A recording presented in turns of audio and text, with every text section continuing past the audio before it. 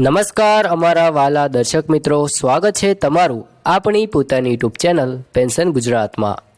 તો મિત્રો, આજે આપણે એક અત્યંત મહત્વપૂર્ણ અને કરોડો પેન્શનરો તથા સરકારી કર્મચારીઓને અસર કરતી મોટી માહિતી લઈને હાજર થયા છીએ। મિત્રો, છેલ્લા ઘણા વર્ષોથી જે પ્રશ્ન દરેક પેન્શનર અને કર્મચારીઓના મનમાં છે કે 18 મહિનાના રોકાયેલા ડીએ/ડીઆર એરિયર્સ મળશે કે નહીં, તેનો સત્તાવાર અને અંતિમ જવાબ આજે સંસદના મંચ પરથી બહાર આવ્યો છે। અને એ જવાબ ખૂબ જ સ્પષ્ટ છે, ખૂબ જ સીધો છે અને ખૂબ જ મહત્ત્વનો છે। આ સમગ્ર મુદ્દો કેવી રીતે શરૂ થયો, યુનિયનો શું લડી રહી છે, સંસદમાં શું પૂછાયું અને સરકારનો અંતિમ નિર્ણય શું છે, આ બધું જ આપણે આ વિડીયોમાં ખૂબ જ સરળ રીતે સમજવાના છીએ।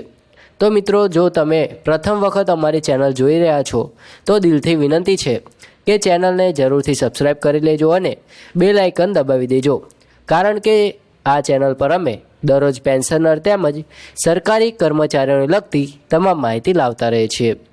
તો મિત્રો, ચાલો શરૂઆત કરીએ 2020ના સમયથી।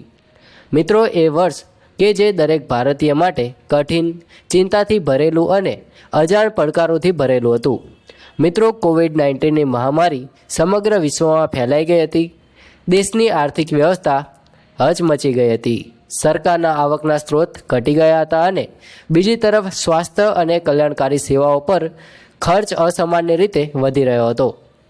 આવી પરિસ્થિતિમાં કેન્દ્રીય સરકારે એક મોટો આર્થિક નિર્ણય કર્યો કે 1 જાન્યુઆરી 2020થી 30 જૂન 2021 સુધી એટલે કે 18 મહિનાના મોંઘવારી ભથ્થા એટલે કે ડીએ અને મોંઘવારી રાહત એટલે કે ડીઆરના વધારાઓને અટકાવી દેવામાં આવ્યા।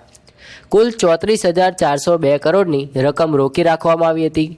આ રકમ વહીવટી રીતે કર્મચારીઓની હતી, પેન્શનરોની હતી, પરંતુ તે સમયની પરિસ્થિતિ એવી હતી કે દેશના હિત માટે સરકારે આ નિર્ણય અવશ્ય ગણ્યો હતો।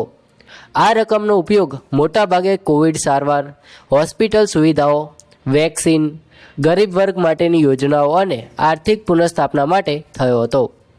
મિત્રો, જ્યારે કોવિડની પરિસ્થિતિ નિયંત્રણમાં આવી, અર્થવ્યવસ્થા થોડી સામાન્ય થઈ અને કર્મચારીઓ તથા પેન્શનરો પોતાની ફરજોમાંથી સુગમ થયા, ત્યારે એક આશા જન્મી। આ આશા હતી કે સરકારે જે 18 મહિનાના ડીએ/ડીઆર રોક્યા હતા તે રકમ હવે પાછી અપાઈ જશે। આ આશાને આગળ ધપાવવા દેશની વિવિધ યુનિયને ખૂબ મોટું યોગદાન આપ્યું। National council JCM, all India pensions union, વિવિધ વિભાગીય યુનિયનો આ રાજ્યથી લઈને કેન્દ્ર સુધી સતત પત્રો લખ્યા, મિટિંગો કરી, રજૂઆતો આપી અને માંગને મજબૂત બનાવી। એપ્રિલ 2025માં NCJCMની સ્ટેન્ડિંગ કમિટીની 63મી બેઠકમાં આ મુદ્દો ખૂબ જ જોરદાર રીતે ઉઠાવવામાં આવ્યો।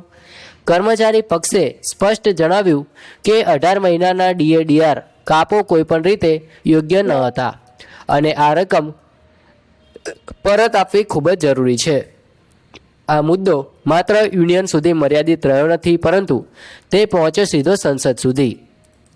મિત્રો, 1 ડિસેમ્બરથી શરૂ થયેલા શિયાળુ સત્ર દરમિયાન 6 ડિસેમ્બર 2025ના રોજ 2 સાંસદ જાવેદ અલી ખાન અને રામજીલાલ સુમન એ સરકારને 4 ખૂબ જ ચોક્કસ પ્રશ્નો પૂછ્યા કે શું સરકાર 18 મહિનાના ડીએ/ડીઆર પરત આપવાની કોઈ યોજના પર વિચાર કરી રહી છે?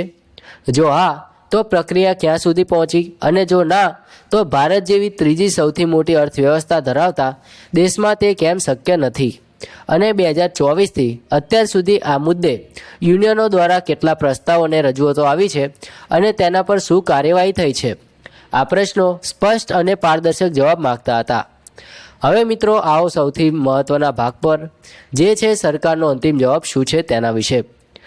તો મિત્રો, કેન્દ્રીય નાણાં રાજ્યમંત્રી પંકજ ચૌધરીએ સંસદમાં કહ્યું કે સરકાર પાસે હાલમાં 18 મહિનાના ડીએ/ડીઆર એરિયર્સ ચૂકવવાની કોઈ પણ યોજના નથી। હા, તમે સાચું સાંભળ્યું, કોઈ પણ યોજના નથી। બીજા પ્રશ્નમાં તેમણે સ્પષ્ટ કહ્યું કે જ્યારે યોજના જ નથી ત્યારે વિગત પૂછવાનો પ્રશ્ન જ નથી। બીજા અને ચોથા પ્રશ્નના જવાબમાં સરકારે કહ્યું કે કોવિડ પછી પણ સરકારનું નાણાકીય દબાણ પૂરતું ઓછું થયું નથી। રોકાયેલા 34,402 કરોડ રૂપિયા હવે કલ્યાણકારી યોજનાઓ અને આરોગ્ય સેવાઓમાં વપરાઈ ચૂક્યા છે અને સરકાર પાસે હાલમાં એટલું વિશાળ ભંડોળ એકસાથે ચૂકવવાની ક્ષમતા નથી. મિત્રો, આ જવાબથી હવે પૂર્ણ સ્પષ્ટતા થઈ ગઈ છે કે 18 મહિનાના એરિયર્સ મળવાની શક્યતા આગામી સમયમાં ખૂબ જ ઓછી છે. યુનિયનોની રજૂઆત કરતી રહેશે, પ્રયત્નો ચાલુ રહેશે, પરંતુ સરકારનું વલણ હાલ માટે બદલાતું દેખાતું નથી. પેન્શનરો માટે આ નિરાશાજનક સમાચાર છે, પરંતુ આપણા માટે જરૂરી છે કે આપણે સત્યને સત્ય તરીકે સ્વીકારીએ અને ભવિષ્યના પગલાઓને સમજીએ.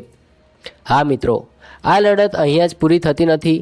યુનિયનો કદાચ કાનૂની પગલાં પર વિચાર કરે અથવા આગામી પે કમિશન વખતે આ મુદ્દો ફરી ઉઠી શકે, પરંતુ આજની સત્તાવાર સ્થિતિ એ છે કે 18 મહિનાનો DAR હાલ મળશે નહીં.